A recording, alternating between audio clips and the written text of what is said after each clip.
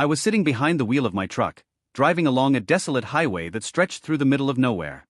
It was one of those nights when every sound seemed louder, and every movement at the edge of my vision felt like a threat. The moon hung low, and the road ahead was so dark that even with my high beams on, it felt like I was driving into a void. I had been on the road for hours, with nothing but the hum of the engine and the occasional crackle of the radio to keep me company. There was something unsettling about being so isolated. No cars, no towns, just the endless stretch of asphalt. I tried to shake the feeling, but something in the pit of my stomach told me tonight wasn't like other nights. The CB radio crackled, breaking the silence. Static mostly, but then a voice. Faint, distorted, but I could just make it out. "Anybody out there?" It was a man's voice, strained, almost desperate. I picked up the receiver. "Yeah, I'm here. You good?" I asked, trying to sound casual, but my pulse quickened for no reason I could explain. There was silence for a moment. Then the voice returned, weaker this time. I need help. Something's out here." My grip tightened on the wheel. This stretch of highway wasn't known for much, except the occasional coyote or deer. Nothing dangerous, at least not that I'd ever encountered. "What's the problem?" I asked, glancing into my side mirrors, half expecting to see something out of the ordinary. But there was nothing but darkness. "Can't explain it." His voice trembled. "Just don't stop. Whatever you do, don't stop." A chill ran down my spine. "Where are you?" I asked, scanning the horizon. There was no answer. Just static. I clicked the radio off, my heart beating a little faster. The road stretched on ahead, and in the distance, I could just make out the faint glow of headlights, barely visible through the haze of the desert night. Another trucker, maybe? Relief washed over me briefly, but it quickly turned into something else. The headlights weren't moving. As I got closer, I realized the truck was parked on the side of the road, its hazard lights flashing. I slowed down, instinctively cautious. The cab was dark. No signs of life. I debated pulling over to check, but the warning from the radio echoed in my head, "Don't stop." I kept driving. But as I passed, I saw something that made my blood run cold. The door to the truck's cab was wide open, and hanging from the side was a hand, motionless, pale under the moonlight. I could barely make it out in the dim light, but it was enough to know something was very wrong. I floored the gas pedal. For a long while, I drove faster than I should have, my eyes flicking between the road and the mirrors, half expecting something to follow me. But nothing did. Just the endless, empty road. Then, out of nowhere, my headlights caught something in the distance. A figure. A man, standing in the middle of the road. I slammed on the brakes, my truck screeching to a halt, tires skidding against the asphalt. My heart pounded in my chest as the figure slowly turned to face me. He was gaunt, his clothes torn, his face obscured by the shadows. But his eyes, they glowed. Not the reflective shine you see from animals in the night. This was something unnatural, something wrong. And then he smiled. Not a normal smile. His mouth stretched impossibly wide, and the skin around his lips cracked as though it hadn't moved in years.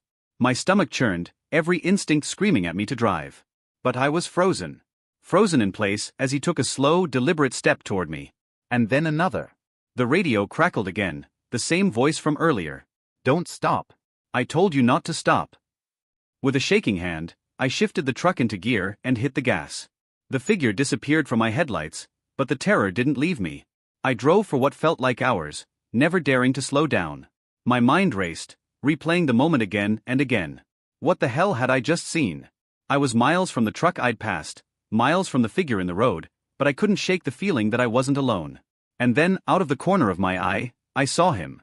Sitting in the passenger seat. That same smile, wide and broken. I swerved, nearly losing control of the truck. When I looked again, he was gone. But the smile stayed with me. I didn't stop again until I reached the next truck stop, the lights of the diner glowing like a beacon of safety. I stumbled out of the cab, my legs trembling beneath me. I didn't look back at the truck. I couldn't. I never drove that stretch of highway again. And to this day, I still hear his voice on the radio sometimes. "Don't stop, whatever you do. Don't stop." And I never will. I sat in the diner, my hands wrapped around a cup of coffee that I hadn't touched.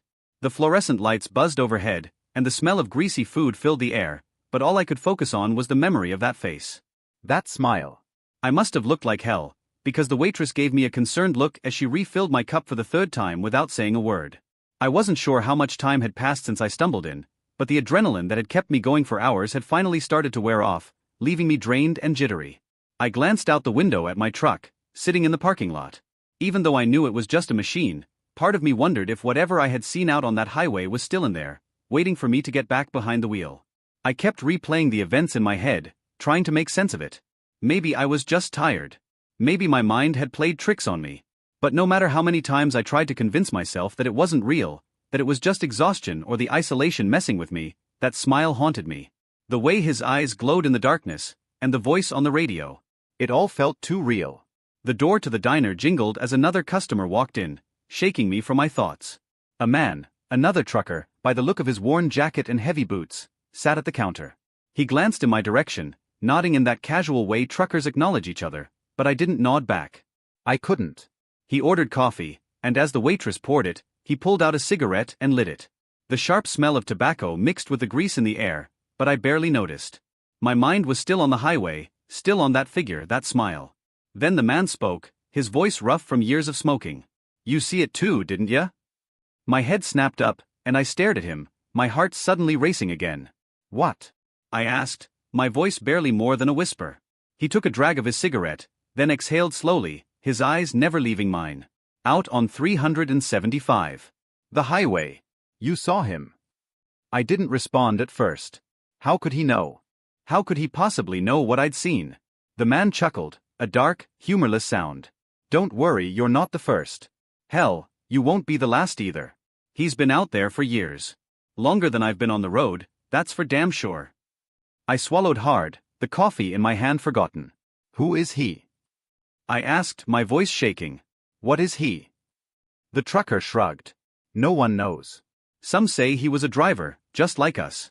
Got lost out there one night, in the middle of a storm, and never found his way back. Others say he's something else. Something older. But it doesn't matter who or what he is." He took another drag of his cigarette, his eyes narrowing slightly. "What matters is that once you see him, once he sees you, you're marked." "Market?" My throat went dry, the word hanging in the air like a death sentence. "Yeah." He flicked the ash from his cigarette into the tray, his expression grim. "He'll follow you. Maybe not right away. Maybe not for a long time. But he'll come for you. And when he does, you better hope you're ready." I stared at him, my mind racing. "How do you stop him?" The trucker shook his head slowly. "You don't. There's no stopping him. Only thing you can do is keep moving. Don't stop for nothing. Not for a broken down car, not for a hitchhiker, not for anything. Keep driving and maybe, just maybe, you'll outrun him." I felt a cold sweat break out across my skin. "And if you don't?" He leaned in closer, his voice lowering to a whisper. "If you stop, if you slow down, he'll take you. And you'll never be seen again." The diner suddenly felt too small, the air too thick. I pushed back from the table, my chair scraping loudly against the floor. I couldn't sit here any longer, couldn't listen to this. It was too much. Too real. "I need to go," I muttered, standing up on shaky legs. I threw some crumpled bills on the table, not waiting for change. The trucker didn't try to stop me. He just watched, a knowing look in his eyes, as I stumbled out of the diner and back into the night. The parking lot was dark, the neon lights of the diner casting long, eerie shadows across the cracked asphalt. My truck loomed ahead, the engine silent, the cab dark. I hesitated, my hand hovering over the door handle, half expecting to see that smiling face in the passenger seat again. But the cab was empty. I climbed in, my heart pounding, and started the engine. The roar of the motor filled the silence, a small comfort in the otherwise oppressive darkness. I pulled out of the parking lot, heading back onto the highway. And as I drove into the night, my knuckles white on the steering wheel, I couldn't shake the feeling that somewhere out there, in the vast emptiness of the desert, he was still watching. And he was waiting. The highway stretched endlessly ahead, a ribbon of black cutting through the desert, the glow of the diner's lights fading behind me. I glanced at the clock on the dashboard, 2:13 a.m. The darkest hour of the night, and it felt like the shadows outside the truck were pressing in closer. My headlights barely seemed to penetrate the gloom, and the road ahead was swallowed by the vast emptiness. I tried to shake off the trucker's words, tried to tell myself it was all just stories. Urban legends passed around between truckers to keep each other awake on long hauls. But deep down, I knew better. The thing I had seen wasn't a figment of my imagination. It was real. And it was out there. The thought made my skin crawl. I turned the radio on, hoping the static would drown out the silence, but it only made things worse. Every crackle, every blip of noise had me on edge, waiting for that voice to come through again. Don't stop. I turned the volume down, my hands shaking slightly. I hadn't felt fear like this before. Not even close. And no matter how much I tried to focus on the road, my eyes kept drifting to the mirrors, to the back of the cab, expecting to see that thing again, sitting there, smiling. A flash of movement caught my attention in the rearview mirror. I slammed on the brakes, my heart leaping into my throat. The truck jerked to a stop, the engine humming quietly. For a moment, I just sat there, my breathing shallow, waiting. But there was nothing. No movement. No sound, except for the faint hum of the truck's engine. I cursed under my breath. It had been nothing, just my nerves playing tricks on me. I shifted back into gear and started rolling again, my eyes scanning the darkness around me. The desert seemed even more oppressive now, as though it was waiting for something. As the miles ticked by, the weariness started to settle in. My eyelids grew heavier, and I blinked hard trying to stay focused. I couldn't afford to fall asleep. Not here. Not now. The trucker's warning echoed in my mind, and I gripped the steering wheel tighter, reminding myself, keep moving. Don't stop. But then, just as my mind began to drift, I saw something ahead. At first, I thought it was another trick of the light. A mirage, maybe. But as I got closer, I realized it wasn't my imagination. There, on the side of the road, was a woman. She was standing next to a car, a beat-up old sedan with its hood popped open, steam billowing from the engine. Her figure was silhouetted against the dim glow of her car's hazard lights, her hand raised in a half-hearted wave. I felt my heart skip a beat. I slowed down, my headlights illuminating her as I approached. She looked scared, desperate even. She was young, maybe in her 20s, her hair a tangled mess, and her face pale under the harsh light of my truck's beams. My first instinct was to stop. To help. It was a dangerous stretch of road to be stranded on in the middle of the night, and she didn't look like she had a phone or any way to get help. But then the trucker's words came flooding back. Don't stop. Whatever you do, don't stop. I hesitated, my foot hovering over the brake pedal. She looked so helpless, standing there in the middle of nowhere. But there was something wrong. I couldn't put my finger on it, but every instinct in my body was screaming at me to keep going. The woman stepped forward, waving both arms now, her face twisted in panic. Please. Please help me, she shouted, her voice cracking in the cold night air. I gripped the wheel tighter, my heart pounding in my chest. My mind raced, torn between the urge to stop and the overwhelming sense of dread building inside me. And then I noticed it. The smile. It was faint, just a twitch at the corners of her lips, barely noticeable. But it was there. And it was wrong. Her eyes, wide and pleading, didn't match the small creeping smile that played across her face. Cold terror shot through me. Without thinking, I slammed my foot on the gas, speeding past her without looking back. In my side mirror, I saw her drop her arms, standing motionless in the road as my truck roared away. My heart pounded in my ears, and my hands shook on the steering wheel.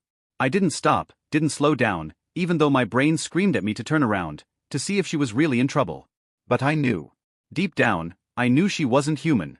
Or at least, not anymore. For the next hour, I drove in silence, too terrified to even look in the mirrors, afraid I'd see her, or something worse, following me. The road stretched on, empty and lifeless, and all I could do was pray I wouldn't see anyone else. But as I approached the next truck stop, relief washed over me. The bright neon sign flickered in the distance, a beacon of safety in the oppressive darkness. I pulled in, my hands shaking as I turned off the engine. I sat there for a moment, catching my breath. I had made it. I was safe. Or so I thought. As I stepped out of the truck and headed toward the diner, something caught my eye. I stopped dead in my tracks, my heart seizing in my chest. Parked at the far end of the lot was the same beat-up sedan. The one with the hood popped open. And standing next to it, her face illuminated by the flickering neon lights, was the woman. She smiled. That same, twisted smile. And she waved. I turned and ran. I bolted for the diner, my heart hammering so hard in my chest I thought it might burst. My legs felt like they were moving through thick mud, every step slower than it should have been, but I didn't dare stop. Not even for a second. I slammed through the door of the diner, the bell jingling above my head as I stumbled inside, gasping for breath.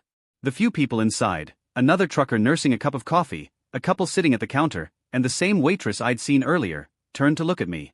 Their faces blurred together as I frantically glanced around, trying to convince myself that what I'd just seen wasn't real. That woman, she couldn't have been here. Couldn't have followed me. I backed up against the wall, my hand instinctively reaching for the door, ready to run back out if I saw her approaching. My mind raced. How could she have gotten here before me? There was no way. It was impossible. But I knew what I'd seen. The waitress, a woman in her mid-50s with kind eyes, approached cautiously, her brows furrowed in concern. "You okay, Han?" she asked, her voice gentle but filled with suspicion. I didn't know how to respond. The words were trapped in my throat, my mind trying to make sense of the impossible. Did you see her?" I finally managed to ask, my voice barely more than a whisper. The waitress blinked, confused. "See who?" I turned, pointing out the window, but the parking lot was empty. The beat-up sedan, the woman, everything was gone. My hand dropped to my side, trembling.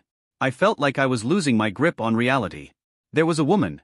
She was right there, I muttered, my voice cracking with panic.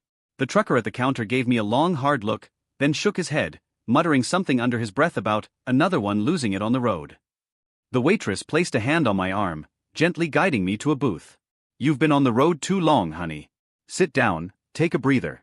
Maybe get some coffee in you." I let her guide me, my mind still whirling with images of that twisted smile, those glowing eyes. I slumped into the booth, my hands shaking as I reached for the cup she placed in front of me. The coffee was hot, scalding even, but I barely felt it.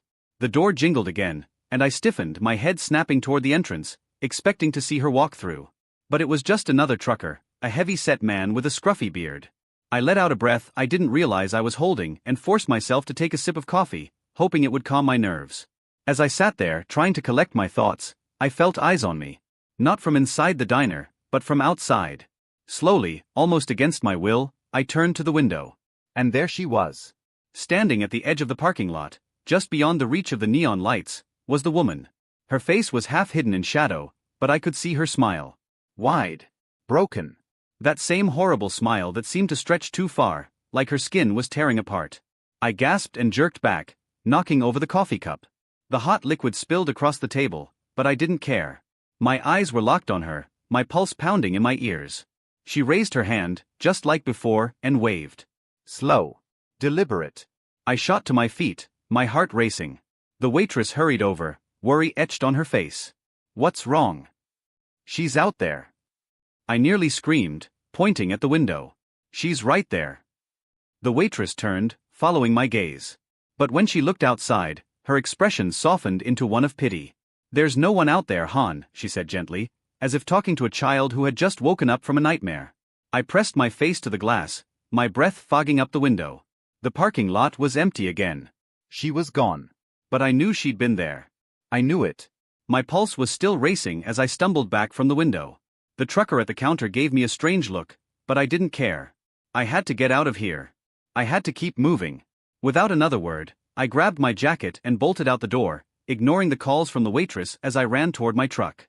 I jumped into the cab, locking the doors behind me, my hands shaking as I fumbled with the keys.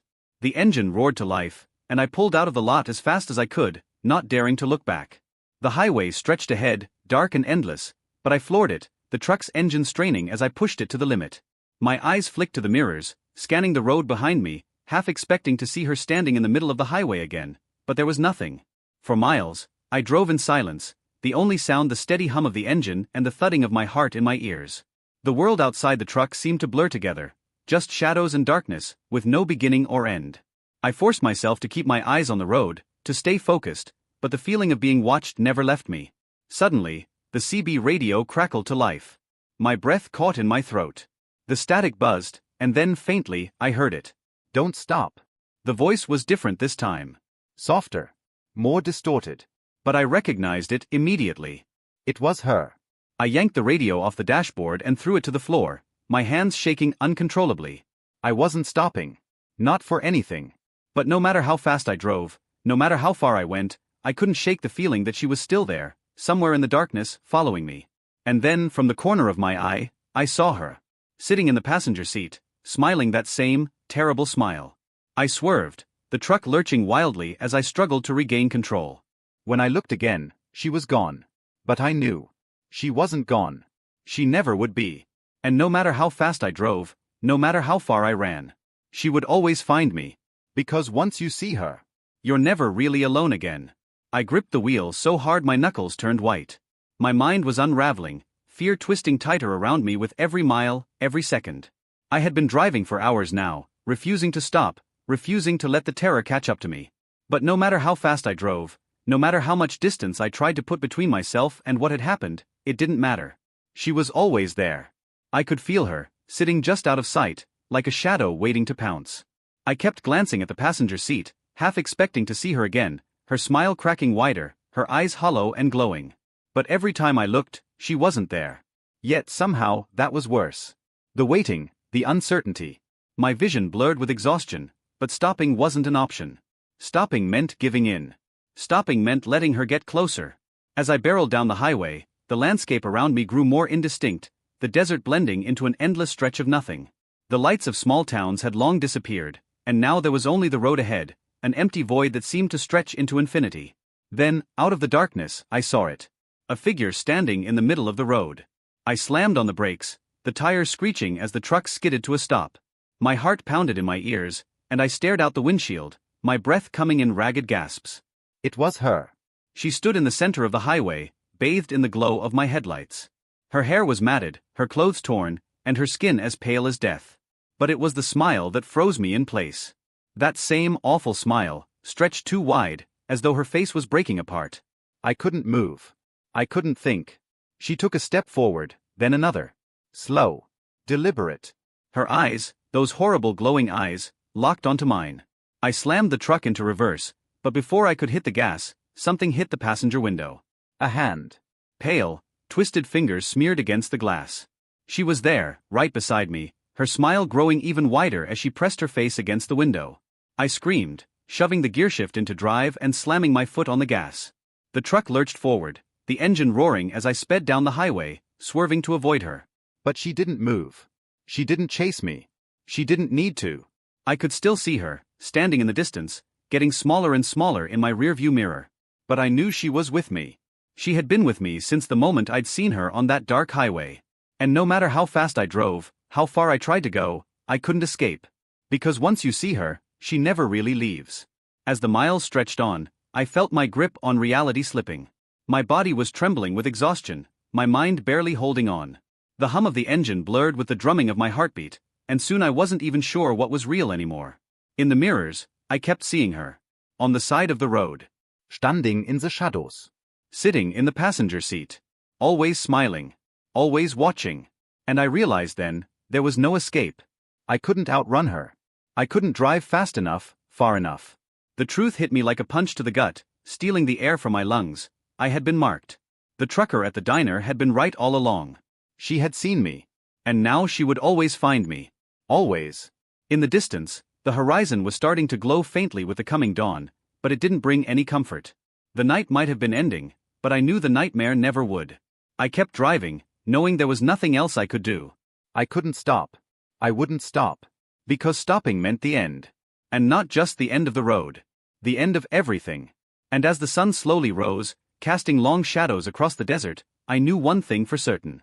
She was still with me. And she always would be.